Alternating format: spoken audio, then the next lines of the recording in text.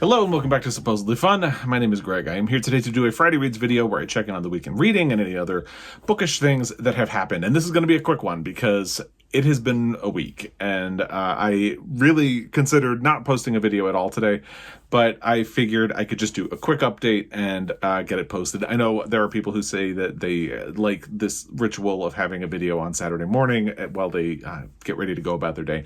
So I didn't want to disappoint anybody, so I'm just going to do a sort of quick rundown of some things. You can probably see it's getting late on Friday right now. I just haven't been able to film before this. Been running around a little bit. So we are going to keep this a little bit short. The one or two non-Friday Reads updates are that the Women's Prize sent an email out that they, in their latest podcast episode, which I have not listened to, they talk about how they are going to be starting a nonfiction prize. Not this year. I don't believe they are going to be sort of working on it in the future. I think that is really cool, and I look forward to finding more details. I just haven't had any time this week at all to try to do anything, let alone listen to the podcast episode and figure out what their plan is for the future. But I think that is a really cool initiative, and if you haven't seen it, check out the podcast episode, maybe look up some information about it. It will be coming. I'm really excited about it. I think it will be a very cool thing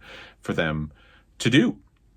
And then the only other thing, one of the things that has sort of sapped my energy for social media things is that I was having some trouble over the last 2 weeks. It seems like things kind of come in waves with sort of nasty comments.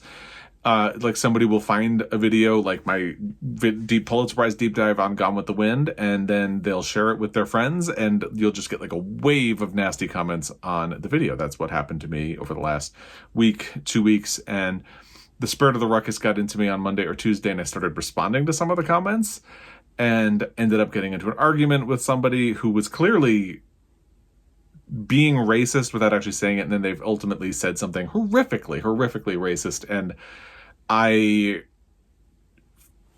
felt stupid for engaging in the first place because it was never going to end any way other than that. So I should have just continued leaving it alone. But two, I did shut the comment section off on that video, and I feel bad because and this seems to be the way things go with that. There will be a lot of really interesting conversation in the beginning that's kind of productive and nice, and then what happens is over time, the people who continue to be drawn to that video are clearly people who are looking for that type of content to troll it and leave negative comments. So it got to a point where it just doesn't seem like it's worth it to leave it up because the only comments that are coming in are the negative ones and the nasty ones, the mean-spirited ones. And I hate when you shut off the comment section, it deletes all of the comments. Well, it doesn't delete them. They still exist somewhere, but I can't access them and you can't access them. So all of the productive, interesting conversation goes away as well. It is what it is. But I felt like it wasn't worth my mental health seeing those comments come in because I considered whether or not I should just make it so that I would have to approve all new comments, but then I still have to read the ones that come in. So I just shut it down completely. And it is what it is. So those are the two things before we get into the actual Friday Reads. Again, I want to try to make this a really quick one because Jamie is running around. Joel had to travel, so it's just me and Jamie, and she is clearly antsy for attention. So let me do this quickly. I only finished one book since last week, I believe. Let me double check and make sure. Yes, I finished one book since last week. It's Games and Rituals, short stories by Katherine. I believe her name is pronounced Heiny. I hope it is. She is an author. She's written a novel called Early Morning Riser. This is actually a book that is coming up. I got an ARC from Knopf. Not something that usually happens to me, but I got this one. And I read it, and it was kind of fun. I got a little tired of it toward the end, I think. So these are short stories. Games and Rituals it refers to the things that we do, that we create rituals to help us get by, the games we play with ourselves and with others in particular. There is a story that deals with that in a relationship. The book is funny. The book is clever. I admit, as I progressed into the second half of the book, I started getting a little tired, like, okay, a little too cutesy. I think sometimes the book is trying a little too hard. to come up with sort of clever games and rituals and things like that. And ultimately, I think because it's trying to be clever, it gets in the way of the genuinely good and interesting observations that the author is making about behavior and relationships and how we are in the modern world and how we exist. But I did like it. This will be coming out in April. Let me see if I can get you the exact date when it will be released. April 18th. So if you are interested in this book, if you've been a fan of Early Morning Riser, or if I haven't scared you off a little bit, I would definitely recommend pre-ordering it with your local independent bookstore. It's a fun read. It is a funny book. I think I definitely just kind of slowed down. But the problem is also I was finishing it right at about the time of the week when all of the trolling with my Gone with the Wind video was getting out of control. So it might not even be the book's fault. It might be just where I was at mentally and emotionally, that I didn't quite have patience for something trying to be cute. It's probably me that made me burn out a little bit on the story collection. It is what it is. And then I spent about a day or two not reading. So I didn't really post any videos until yesterday. I just gave myself the space to try to get mentally back in the game, and it is what it is. I was going to start The Life to Come short stories by E.M. Forster, but I was going to start it as all of that happened, so I kind of put it to the side. And then when I was going to pick it up, Joel and I had been planning to read The Grapes of Wrath by John Steinbeck. This is obviously a Pulitzer Prize winner for fiction, so it is part of my Pulitzer Prize project. I have never read it, and I've been really looking forward to it. I've only read his smaller, novellas, Cannery Row, Of Mice and Men, The Pearl, The Red Pony. Those are the John Steinbecks that I have read. I've never read one of his big ones. So this is my first with that. And Joel wanted to read it with me because it is about the Dust Bowl, and we've both read some books about the Dust Bowl in the past, and he wants to do the audio. I'm committed to at least trying my Pulitzer Prize books in print first.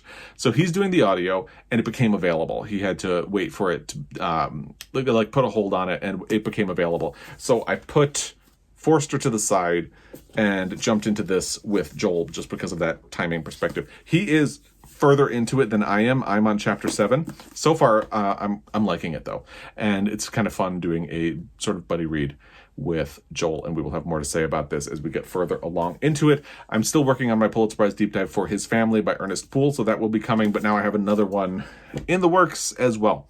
And all the while, I have been listening to the audio of Fingersmith by Sarah Waters. I think this has also been in a similar position to Games and Rituals, where I think it's not the book's fault at all. I think I, in a perfect world, should have taken a break from reading completely this week because I struggled with this a little bit. I'm getting back into it. And I have not talked to the group for the Queer TBR Tackle. Information about that will be in the description box down below. They've been posting things, and I think for this book, I wanted to wait to read people's comments about it until I'm done, and I'm somewhere between 60 and 70% of the way done. If you are unfamiliar, the plot of this book is that a woman is raised in a family of sort of con men. Fingersmith is a play on two different things. It can mean someone who performs like sleight of hand in a con man sort of way, but also there's a sapphic romance in it. So she is sent to be a maid to a woman who stands to sort of inherit a fortune. This man who calls himself the gentleman, who's sort of a family friend, wants her to help him con this woman into marrying him so they can have her put in a madhouse, and then they can take the fortune and she'll get a cut of it for doing all of this for him. But she gets there, and that's where the sapphic romance starts to come into play with her and the woman that she is supposed to be tricking. In the way of con man stories or con woman stories, there are a lot of twists, and I think part of my exhaustion with reading in general this week came where I got to the end of part 1 of the book, and there's a twist. Of course, when you have anything that has to do with a con man or con woman, whether it be a movie or a book, always know there are going to be twists. You don't know who you can trust, all of that stuff. So when it gets to the end of part 1, there is a twist, and I was like, wow, I can't imagine what's going to happen from here. And I looked, and I was only 30% into the book at that point, and I was like, what? How are there 10, almost 11 more hours of this at this point? And that's where I started to struggle. I think knowing that there were going to be more twists and then twists ahead, I just kind of felt exhausted at that point, since it felt like I had already gone through like a whole book. But again, I think this is more my mental and emotional space this week, because I think it's a great book. It's a beautifully written book. From what I have seen from the comments in the group, everybody else is loving it. But I confess, when I was really struggling to get into part 2 of the book, because I just felt exhausted, which again is probably me, not the book, I cheated. I went to the Wikipedia page for the book, and I read the plot summary. So I know everything that happens in this book now. But you know what? It has really helped me. I think because now part of the burnout was that I felt like there are going to be so many twists and turns, but now I know the twists and turns. I know where it's going. So instead, this first read is functioning like a reread. Like, you know, sometimes when you watch something where there are a lot of twists and turns, you end up wanting to go back to the beginning and doing it again. Well, that's this read of the book for me now. Like, I know what's going to happen, so I can see where all of the things are being set up that are going to come later and things like that. And that has made it more fun for me.